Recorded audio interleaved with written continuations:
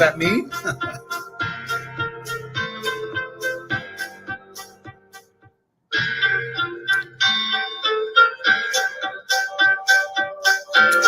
I mean, it's catchy. Is that me? Oh.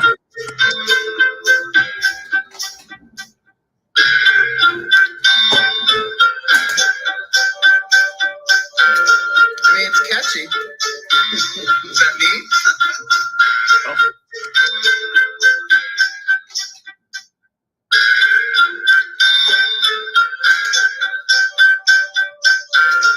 mean, it's catchy. Is that me? What is going on?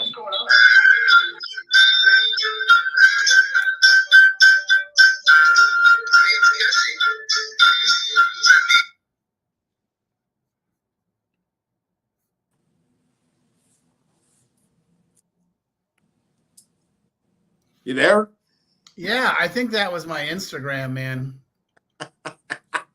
Jeez. Let me try again. Hold on.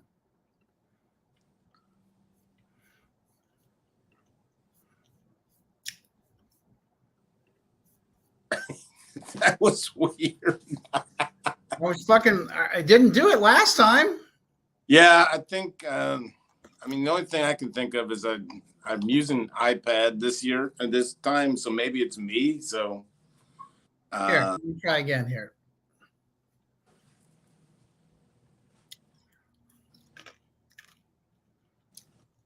Hold on.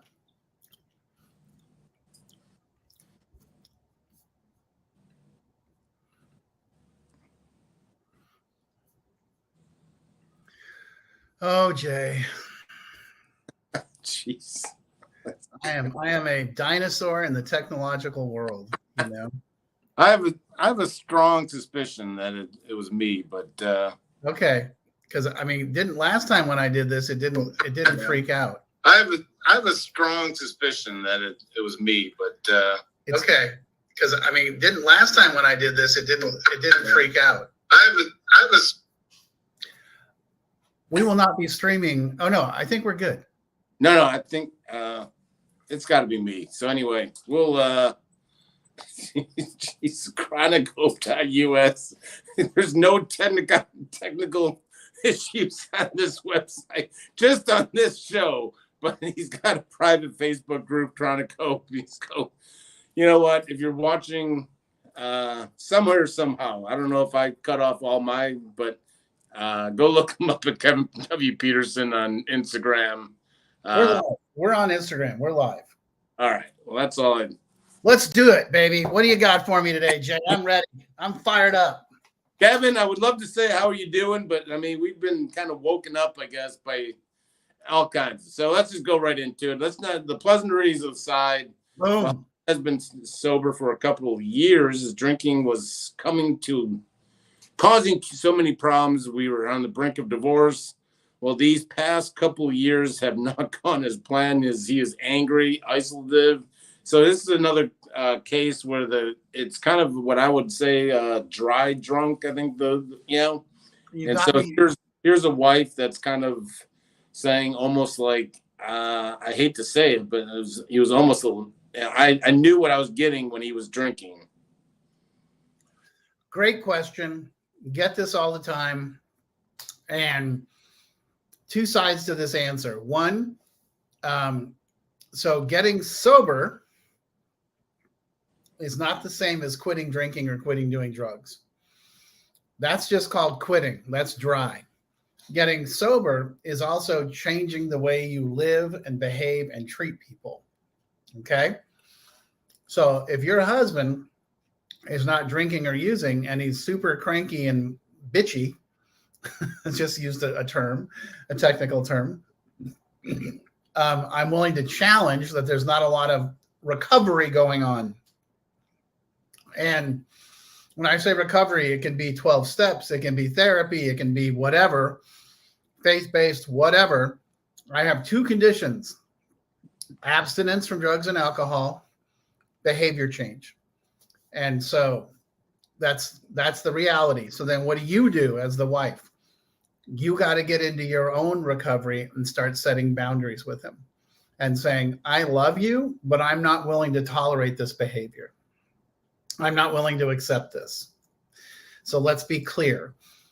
This, I'm real happy you're not drinking. I'm real happy you're not using drugs, but this stuff has to be addressed. And I'm happy to help you address it, but I'm not willing to take the crap anymore. That's the answer.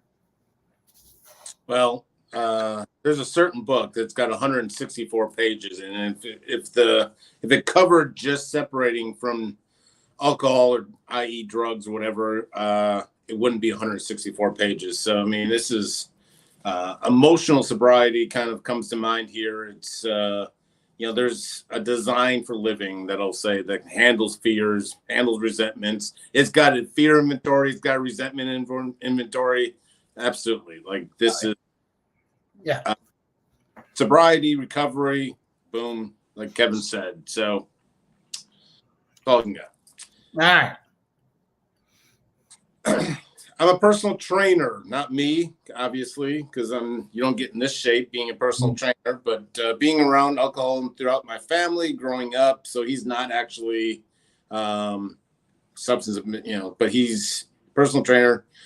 See substance abuse as a block for clients to reach their goals. I want to be of service, but don't want to overstep. And so here's someone that's kind of seeing personal trainer, sees kind of substance misuse, let's just call it.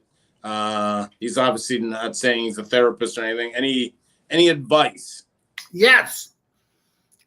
You need to go to my website and you need to buy my training for professionals. It's $297, and it's called The Therapist Guide to Families in Addiction. And it's designed for someone like you. We got to put a slash on the back of that, but that's okay. We'll get there. If you get to the chronicope.us, go to the For Professionals training page.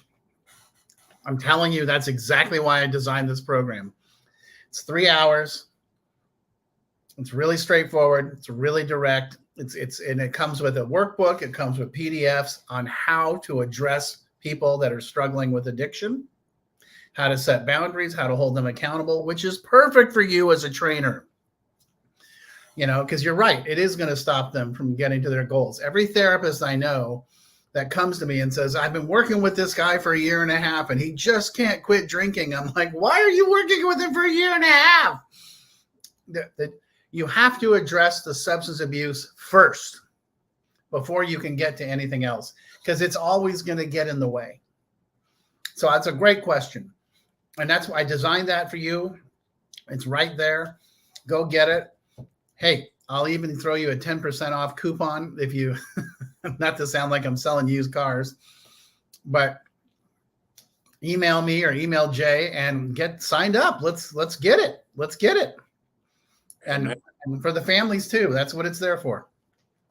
So it's kind of just a walkthrough 3-hour course. I heard you say kind of just, kind of talks directly to kind of being of service, helping bridge that gap. It's for professionals. The way I kind of look at it is for therapists that have never trained in addiction world, it's kind of a quickie version of like, hey, here's what addiction is. Here's what recovery looks like. Here's what codependency is. Here's what recovery looks like. And it turns out there's other professionals that find this valuable and useful as well. People that are working in the addiction industry find it really useful because the person that's on the business development side is talking to the family. The person on the intake phone is talking to the family. The person that's doing case management or the techs that are working, they're all talking to the family and they're all interacting with the individual. And this is a step-by-step process of how to help the family set boundaries, take care of themselves, and how to very lovingly and kindly address the individual and say, I love you. I'm just not going to do this anymore. And when you're ready, I'm ready. But people always say, oh, everyone says set boundaries. Well, this is a step-by-step process of how to do that and how it works and why. And it's only $300, and you get it for life. And you also get consultation with me for half an hour. So I would tell you that someone like a personal trainer that's working with people struggling with substance abuse, perfect. Therapist, anyone that's doing any kind of work whatsoever with someone that's struggling with addiction, this is perfect. Awesome. I feel as though my daughter is being prescribed a lot of medication since entering treatment and now sober living. Are drug companies funding taking advantage of treatment? Okay, so the second half of that question, the conspiracy part, I don't know. I don't know what treatment center you're at. I don't know who owns it. I don't know what arrangements they have, so I cannot answer that. As far as a big picture thing, I can't answer that either. We can have a long conversation about, OxyContin and then, blah, blah, blah, blah, blah, produce pharmaceutical, yada, yada, yada, but that's not what you're asking. I literally just had this question with a family this week, and I get this with every family I work with. Our loved one has gone to treatment, and now, they're getting medication, or a lot of times what I get is before they go to treatment, they go see a psychiatrist or a nurse practitioner that doesn't know a lot about addiction and just starts handing out antidepressants, anti-anxiety, sleep medication, uppers, downers, yada, yada, yada. Here's the thing. Do people need medication? Absolutely. There's no questions asked. There are people that have biological issues, et cetera, all that sort of thing. I get that. What you want to do is find a prescriber, a doctor, a psychiatrist, a nurse practitioner that is familiar with addiction and the behaviors that come with addiction. Because someone who's not used to dealing with addicts and alcoholics, they're going to look at them and say, oh, you're bipolar, you're a borderline, you're a narcissist. And they're going to start prescribing accordingly. And that's not necessarily true. They're showing the behavior pattern that you get when you live that way of life. But when you clean it up with no drugs, no alcohol, and a new way of life, that stuff tends to go away. So I always say, let's be conservative with that sort of stuff. The other side of it is alcoholics and addicts are pretty smart and they're pretty savvy. And they probably know a lot more about the drugs than some of the doctors do. So they'll walk in and say, oh, you know what I need? I need this, this, this, and this. And so you got to be careful with that as well. So what I would say, the question you're asking about your daughter, see if you can connect with her psychiatrist. See if you can have a consultation with them and just say, hey, can you explain to me what's going on, why and how? Can we talk about their history? Have you seen their history? That is so critical because the doctors need that. They need to know what's going on. So great question. So just having that conversation, especially if you're in treatment or sober living, kind of just go directly to the horse's mouth is what you're suggesting, not pointing fingers or anything, just kind of, can you tell us more? I got a situation right now. That's exactly what's going on. I'm coaching the family. Just don't get caught up in the who said what, he said, she said. Don't argue. Get to the clinical director, get to the therapist, get to the case manager, get a release, and just say, hey, I just want to I want to dump the information on you. And that literally this week changed everything because there was a lot of triangulation and splitting and gamesmanship going on. And I was like, no. Make it clear. Until you sign the ROI, we're not funding anything. So sign the ROI. Great. Now, mom and dad can be like, so here's the history. Here's the path. This is what's happened. And now all of a sudden, the treatment center is like, oh, okay. This all makes sense. And that's sometimes that just takes a little while to happen. And, and then again, we can be crafty. I have no idea what you're talking about. Me either. I've never done nothing like that myself. My husband, who's been sober a little less than a year, travels a lot for work. It's really tough to trust him, and I want to support his journey. I want to communicate my fears without being accusatory. She's looking for advice around a conversation. Well, today is shameless plug day for Kevin. In my book,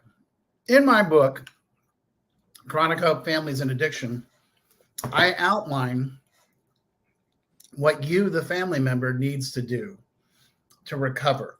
I get what you're saying. It is totally normal to be that way. But just as you want your husband to get sober and change the way he's living, you have to do the same thing. You don't have to get sober, but you have to recover. You have to recover from what happened to you before and all the trust issues.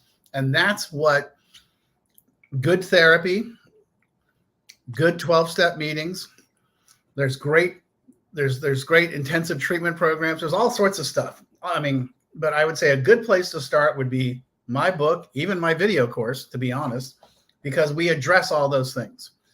You know, just as I define addiction, I also define codependence. And then we're going to talk about where that comes from and why. Because what you're operating out of is a wound inside you. And we got to heal that wound, just as we have to heal your husband's wound. But it's not fair for just one person to do the recovery healing part. Both people have to, and that's how this situation changes. It's exactly how this situation changes. I'm on fire. Well, this is, you know, you got Kevin fired up. I wish I had more questions for you, but I think it's been overwhelming. I mean, some really good questions. If you're watching a replay of this, type it in or DM me or contact me directly. If you're a personal trainer, that personal trainer, I'll send you the clip of this, but reach out to me and reach out to Kevin. So we can do this together. This is what we do every week. Yeah, every week, our new time, Thursday at noon Eastern. And we'll figure out all kinds of issues. We've been doing this while. You'd think we'd have it on, but you know what? We keep people on their toes. So anyway, every week we do this. If you're watching replay, doesn't hurt to put a like, subscribe, comment, whatever it may be. Reach out to us directly. But we do this every week. See you, Kevin. All right, brother. Talk to you later.